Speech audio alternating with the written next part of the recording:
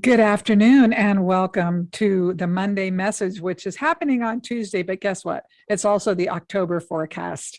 It just seems to work out that way this week. And this is for the week of September 27th and, of course, October 2021. Okay, now I'm sure you noticed it was a little crazy the last few days. It's been a little wild, hasn't it? Things really got concentrated. And I think we're going to continue to see some of that concentration the rest of the week. Is like, how do you fit everything in? What's the deal? Why can't I squeeze? Why is everything so compact? Well, September provided a really interesting opportunity for us to hunker down and work on our projects or get things done. I don't know. It was just a really interesting energy that it was whatever we did moved big. It was like I kept on referring to it, some like glacier, and no matter what we were into, happy, sad, it was going to be big.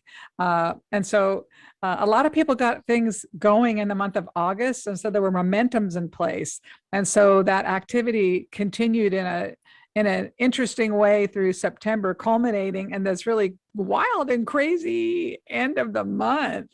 Anyhow, I think the biggest look out for in this week is just the intensity of things. I think when things are intense, it's easy to have misunderstandings. It's real easy to make a mistake, stub your toe, twist your ankle, fender benders. I don't know.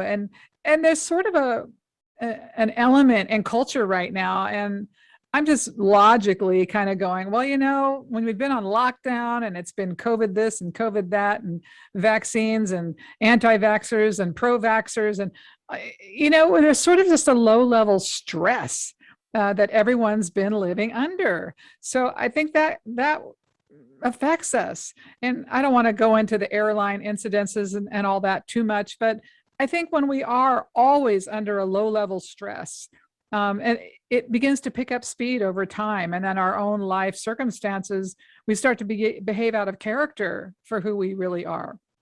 So I kind of got off Monday message here, but let's talk a bit more about October, which is just around the corner. Now, this is a funny pattern because those of you who follow astrology in any form, we're coming into a Mercury retrograde, and usually in Merc retro periods, we get that real slowdown feel. We get that real review, time to rejuvenate, time to reflect. And it isn't that energy isn't here, but there's still some really interesting opportunities coming forward for people in October.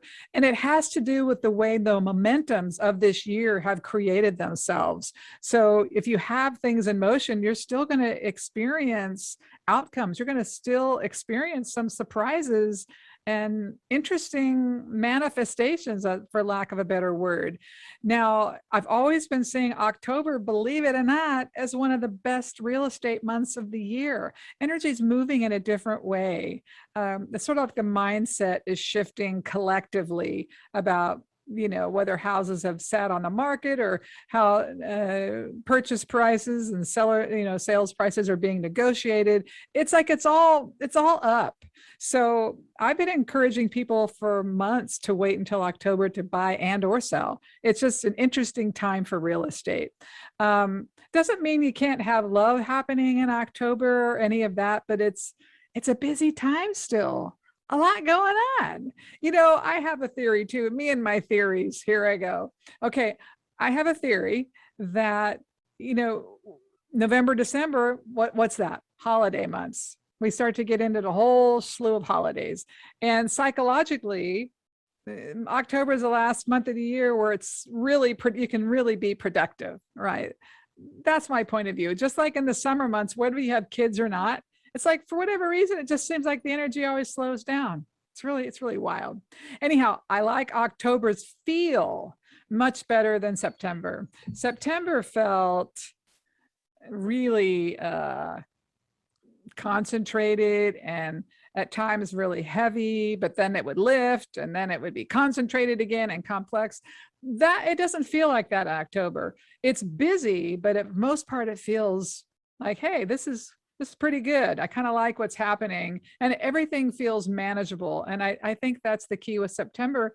A lot of times it didn't feel manageable. But as we move into October, we're feeling like we're in a flow again, despite Merc Retro. So go figure. Yeah. One quick announcement. I'm going to begin offering people opportunity to come on to my podcasts and make it a live podcast, not too dissimilar to when I did radio shows. The only difference will be that when if you want to talk to a certain guest or participate in the show, you'll have to register. So you can get a link into the room, because I use Zoom Room when we record.